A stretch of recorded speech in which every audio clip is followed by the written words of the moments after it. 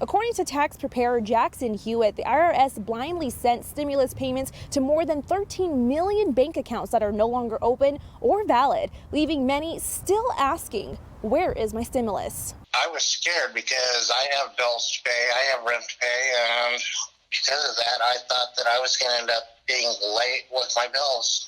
That's Rory Bybee from Henderson. He's one of millions of Americans awaiting stimulus dollars, a lifeline for many during the continuing COVID-19 crisis. The payments of up to $600 per taxpayer and more for those with dependents are part of the latest COVID relief package signed into law December 27th by President Trump. The Internal Revenue Service started distributing direct deposits to taxpayer accounts 2 days later and says more than 1 million have already been completed. But for those like Bybee who filed his 2019 taxes through H&R Block, the funds at first were nowhere to be found. They sent it to a temporary account set up through H&R Block to receive our refund instead of sending it to the actual accounts that they have on file, which they used for the first stimulus check.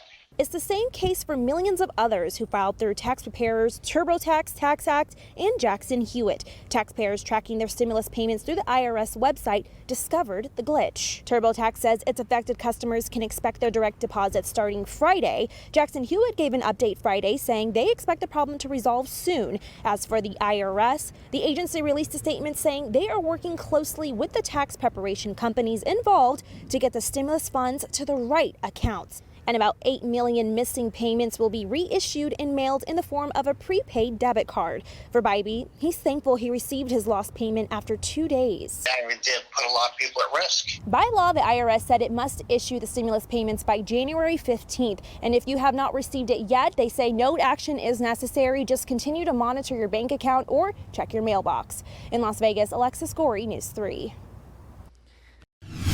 Well, a social media company says the decision came after it feared more violence could be incited on its platform. They cited examples of the tweets the president used as inspiration for his followers to continue their actions. But Twitter's move is causing controversy. This is what you see when you pull up the personal Twitter account of the President of the United States. President Trump's account was once hosting millions of followers and was used as a megaphone to his supporters and political tool for years. It's now permanently suspended. UNLV Associate History Professor Michael Green says it's the end of an era for a president who embraced Twitter as a powerful asset. Trump has used Twitter to get his base angry, happy, sad, whatever emotion you're talking about. How did he get people to rallies? How did he get people to events? It was really through the use of Twitter and other social media. Facebook and Instagram have also kicked President Trump off for now, perhaps indefinitely. The move has angered some Republican politicians, including Texas Senator Ted Cruz and former Secretary of State Mike Pompeo, who argued Big Tech has become too powerful and is censoring conservative voices along with free speech. That's also the concern of Las Vegas resident Jody. Where do you draw the line, But Professor Green argues this isn't a First Amendment issue.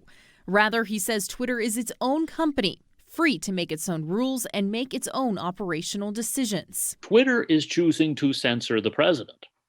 That doesn't mean the president does not have other outlets, and it does not mean that he is the only person Twitter is censoring. And it has censored a variety of people over the years, if you look, and it has not always been about politics. Jody's son Dakota says he agrees. Twitter can say whatever they want. They can do whatever they want to anybody because it's a private business. Well, Gerard, health experts are concerned of hospitals like UMC here are starting to feel the stress of COVID-19 patients. They're even more concerned that more could be on the way. We're seeing a lot more COVID-level transport. For Sam Scheller, CEO of ambulance company Guardian Elite Medical Services. So we got these COVID hoods that open up. Business is hectic. It goes over the patient. Things have definitely gotten much busier. Through our hospital coordination phone calls, hospitals are at or near capacity. Eyeing surges across the country, including neighboring California, he says plans are underway for if and when our situation gets worse. We are actively looking at, what that looks like if we need to move patients from one hospital to another on a mass level. A growing concern as Nevada is continuing to see high COVID test positivity positivity rates, hospitalizations, daily cases, and deaths.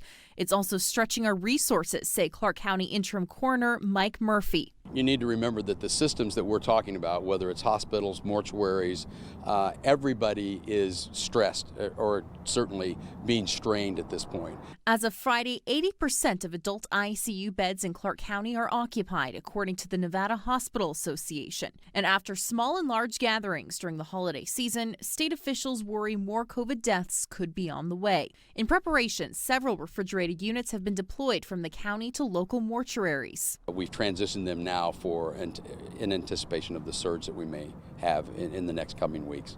It's why State COVID Task Force Director Caleb Cage is making a plea to remain vigilant. We're only as successful as we are working on this with unity of effort.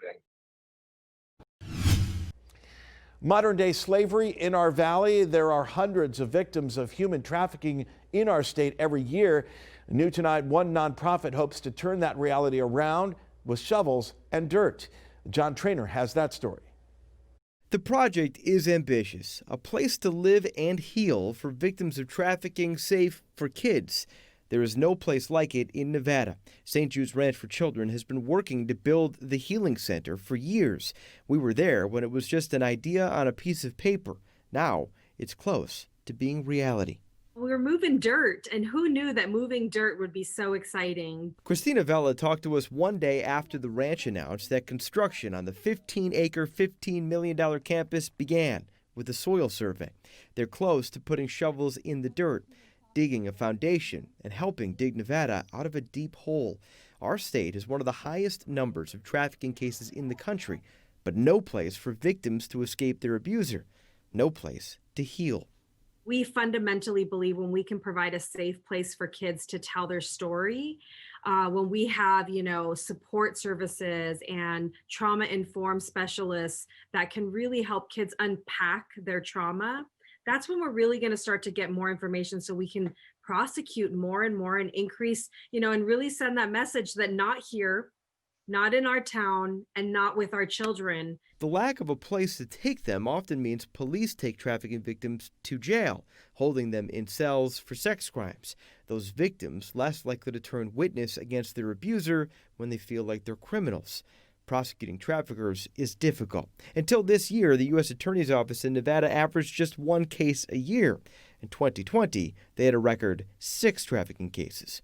When we asked U.S. Attorney Nicholas Trutanich about the keys to busting traffickers, he talked about the importance of projects like the Healing Center.